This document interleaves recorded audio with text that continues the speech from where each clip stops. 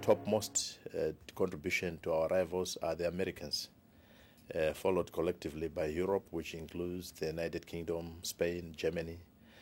More recently, we've had the Chinese actually also contributing from the Far East, the Japanese, and South Korea. What they essentially want to come and see is a natural wonder of the world, the Victoria Falls, which we have the privilege of hosting in Zimbabwe between us and the Zambians. I'm sure you know the original ranking and grading of natural wonders places 7 out of a whole collective of natural endowments that God placed on this earth. So it is the wish of every global citizen, obviously, to visit the Victoria Falls before their time on earth lapses. And we obviously leverage with that. But we are also the custodian of a very rich biodiversity in the form of our flora and fauna.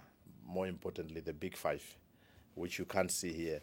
What has recently happened in the last century or so is that Europe has replaced its natural forests with concrete jungles. And now they have to come to Africa to look at the real world life, the elephants, the lions, the cheetahs, the kudos, the wildebeest. And we happen to be in that collective transfrontier zone that includes Namibia, Zambia, Botswana, being the largest biodiversity enclave in the world, and we refer to it as the Khaza. Right up north and down there we have the Great Limpopo Transfrontier Park, which we share with Mozambique and South Africa. And that places Zimbabwe, together with Kenya and Tanzania, as biodiversity enclaves, the last gardens of Eden in sub-Saharan Africa. And naturally, the traveling public want to come and witness and watch that and photograph some of the game that we have in our parks.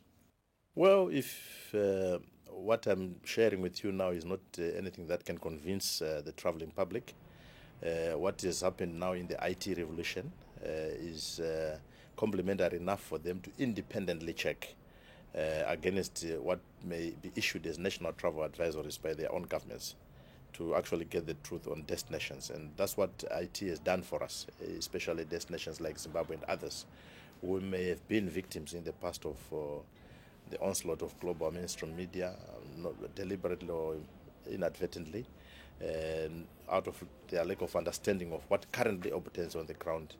But what is fresh from Zimbabwe is that we are the most peaceful destination, perhaps in Africa, in the entire Africa.